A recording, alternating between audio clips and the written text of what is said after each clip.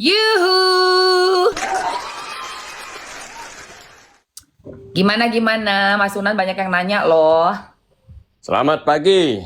Assalamualaikum.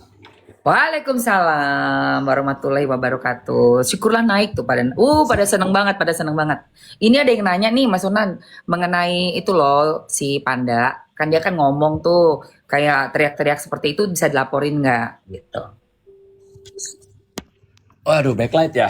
Backlight itu lagi di mana? Lagi di ini baru. Set silo banget Mas. Sorry.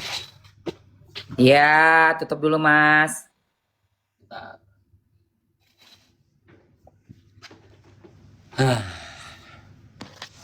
Selamat pagi Bu Emma. Pagi, good morning Mas Sunan. Pada penasaran nih sama kejadian yang kemarin si Panda teriak-teriak itu loh Mas. Ya. Nggak apa-apa, itu bagus kok. Itu bagus. Cuman yang saya luar biasa salut ya sama klien saya Dokter Oki yang betul-betul bisa sabar, tidak terpancing emosi, dan tidak terpikir untuk melaporkan loh. Iya. Sampai kita nih pengacaranya kadang, Dok, kok ada manusia baik kayak lu gitu sih? Gue bilang.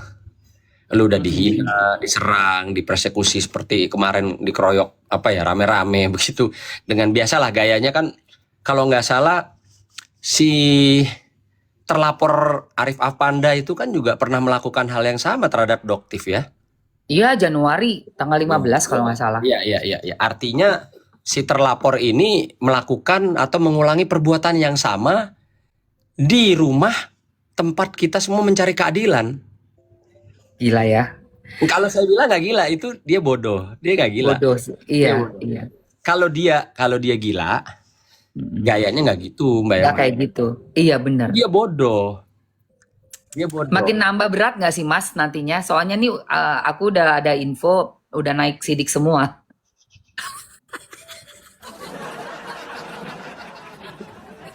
Dan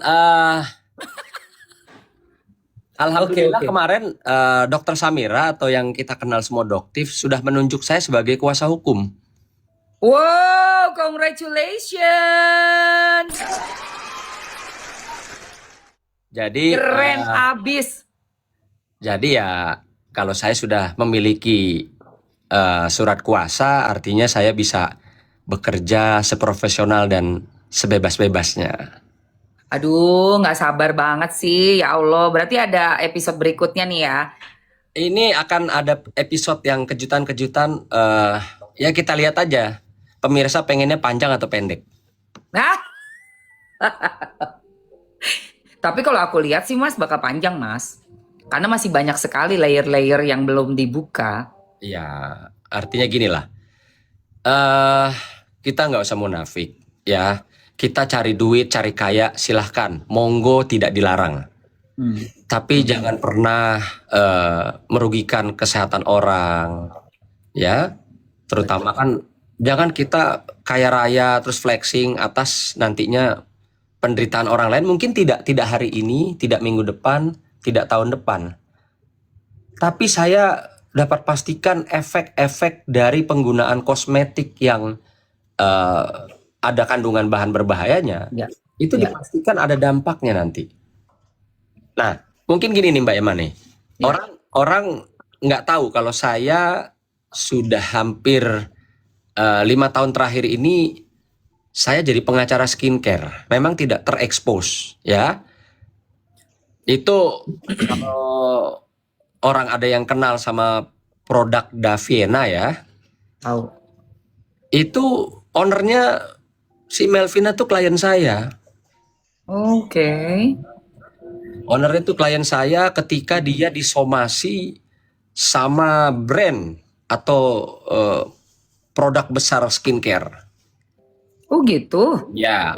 Kalau berapa tuh Mas? Saya bilang ini, memang saya tuh orangnya kalau kerja tuh jarang expose gitulah ya. Kalau nggak terpaksa. Jadi dia itu pernah disomasi sama rajanya skincare nomor 1 di Indonesia yang pertama kali. Oke. Nah, dia panik, dia bingung, dia eh menghubungi saya gitu. Terus pabrik-pabrik maklon yang membuat produk skincare juga sampai saat ini klien saya.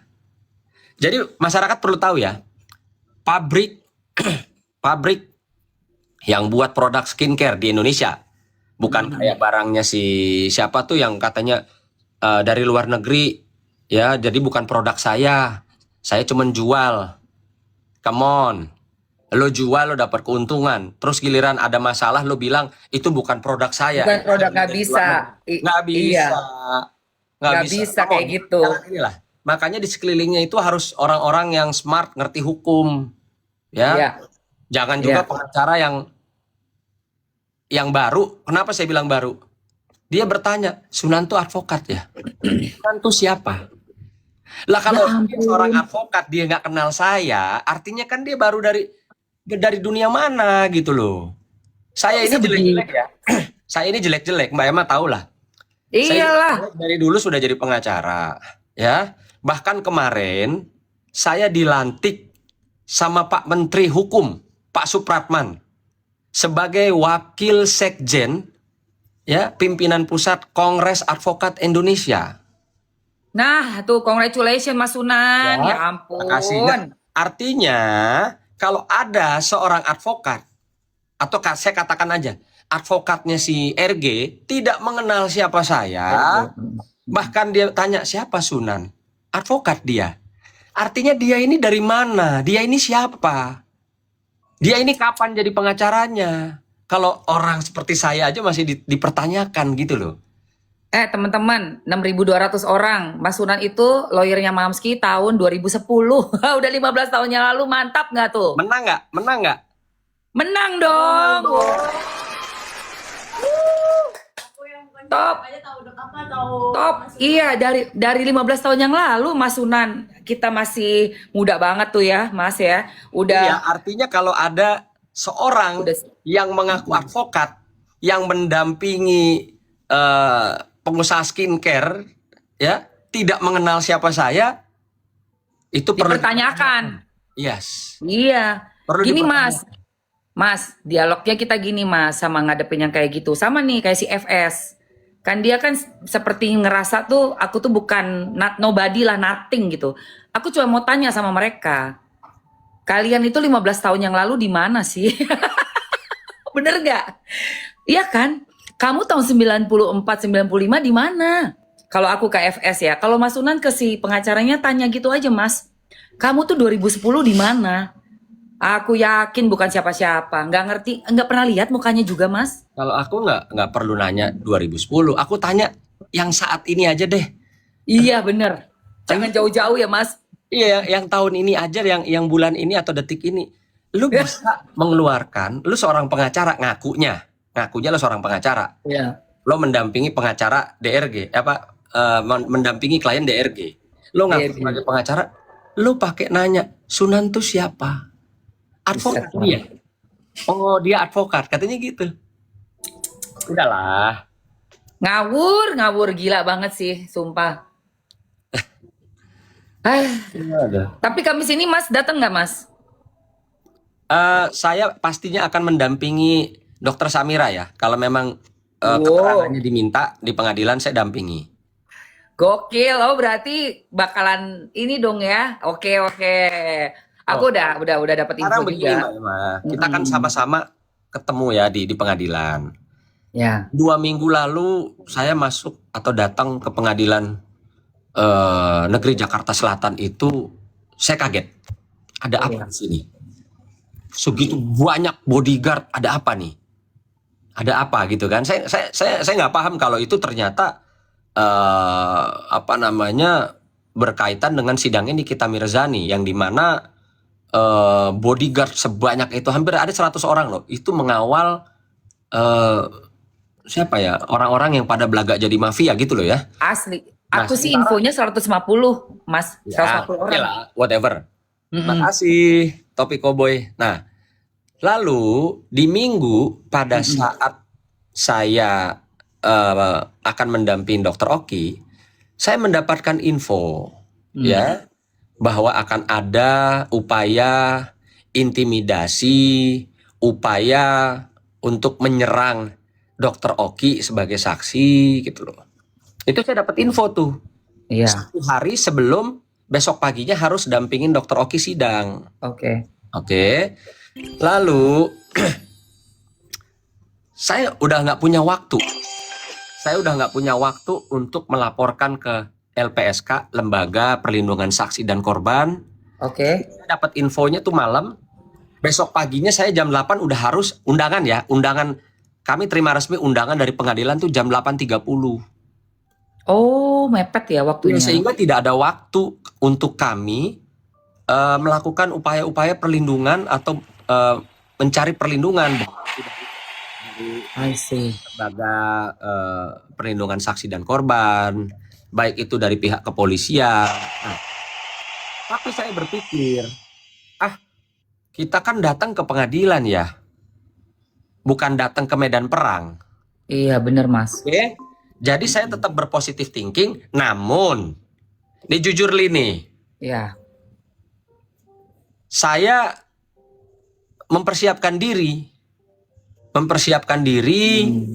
ya untuk melakukan pembelaan diri ketika saya atau kami sudah bersama dengan Dokter Oki dalam perjalanan atau dalam situasi-situasi tertentu Iya. diserang.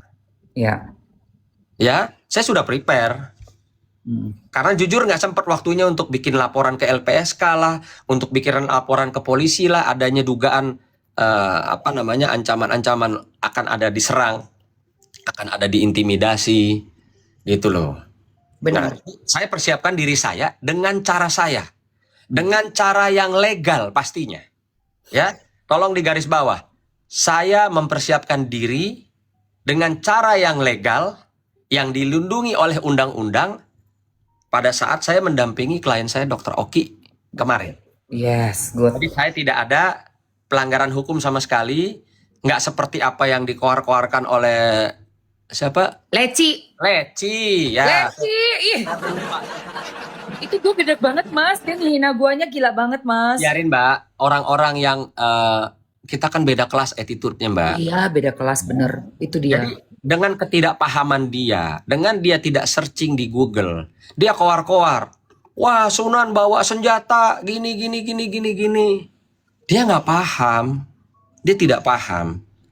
Artinya gini, saya cuma melihat dari kelompok-kelompok mereka, itu kuotanya terbatas, Mbak. Serius. Karena kalau kuotanya unlimited, Iya. dan dia profesional, sebelum dia menyerang seseorang, dia harus searching, klik, dulu. dan perlu kuota kan? That's Atau right. dia perlu wifi lah, lo numpang aja di restoran yang ada wifi gratis kan bisa, bener nggak? Betul. Tapi mungkin untuk ngopi atau untuk makan di restoran yang wifi-nya gratis pun juga belum cair. Belum cair. Uangnya.